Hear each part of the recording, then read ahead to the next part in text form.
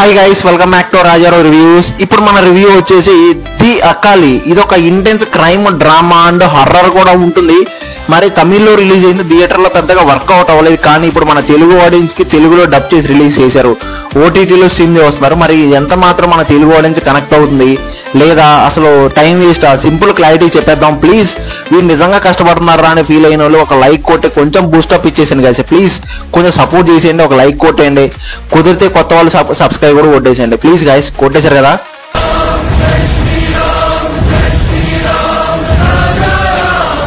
Thank you. ఇక spoilers లేకుండా time waste చేయకుండా రివ్యూలోకి వెళ్ళిపోతే, ఒక ఏరియాలో మర్డర్స్ జరుగుతూ ఉంటాయి. ఆ మర్డర్స్ ఎవరు చేశారు, ఎందుకు చేస్తున్నారు, ఆ మర్డర్స్ వెనక ఉన్న మిస్టరీ ఏంటి అనేది కనుక్కొని ప్రాబ్లమ్ని సాల్వ్ అవుట్ చేయడమే ఇన్వెస్టిగేషన్ చేసి ఒక హంజా అనే పోలీస్ ఆఫీసర్ దీన్ని క్లోజ్ చేస్తాడు. కానీ కొన్ని సంవత్సరాల తర్వాత మళ్ళీ అది రిపీట్ అవుద్ది. ఆ కేసుని సాల్వ్ చేయడం కోసం ఒక లేడీ పోలీస్ ఆఫీసర్ వస్తున్నారు. ఇప్పుడు ఆమె ఆ కేసుని మళ్ళీ ఎలా సాల్వ్ చేస్తుంది, అసలు ఏం జరిగింది అనేది తెలుసుకొని క్లోజ్ చేయడమే మూవీ స్టోరీ లైన్ అంతా కూడా. సినిమా కొంచెం స్టార్టింగ్ లో కొంచెం ఇంట్రెస్టింగ్ గానే ఉంటుంది. ఫస్ట్ హాఫ్ కూడా అంత బాగానే అనిపిస్తుంది, ప్రీ క్లైమాక్స్ కూడా ఓకే. బట్ సెకండ్ హాఫ్ కొంచెం స్లోగా ఉంటుంది, ప్రిడిక్టబుల్ గా ఉంటుంది. కొంచెం ఎడిటింగ్ కూడా కొంచెం టైట్ గా చేసి ఉంటే బాగుండేదేమో అనిపించింది. కొంచెం స్లోగా ఉన్న ఫీలింగ్ అయితే ఉంటుంది. డైరెక్టర్ విజన్ చాలా బాగా రిఫ్లెక్ట్ అవుతుంది ఈ సినిమాలో. సినిమాటోగ్రఫీ అయితే చాలా హైలైట్ ఈ సినిమాకి.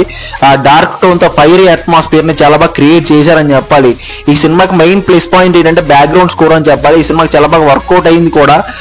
ఎడిటింగ్ కొంచెం టైట్ చేసి ఉంటే ఈ సినిమా కొంచెం బెటర్ అయ్యేది అని నా ఫీలింగ్ పక్కాగా చెప్పాలంటే. ఇంకా పర్ఫార్మెన్స్ విషయం మాట్లాడాలంటే మెయిన్ లీడ్ గా యాక్ట్ చేసిన డైరెక్టర్ పోలీస్ ఆఫీసర్ కానీ అమ్మాయి కానీ చాలా బాగా పర్ఫార్మెన్స్ చేశారు, బాగా ఇంటెన్స్ గా పర్ఫార్మెన్స్ చేశారు. సైడ్ యాక్టర్స్ కూడా పర్లేదు, బాగానే బూస్టప్ ఇచ్చారు, పర్లేదు బాగానే అనిపించింది. ఓవరాల్ కొంచెం అట్టిగా కొంచెం ఓకే యావరేజ్ గా అనిపించింది. మరీ అంత హైలైట్ ఏం కాదు, ఒక యావరేజ్ గానే అనిపించింది ఓవరాల్ గా చెప్పాలంటే.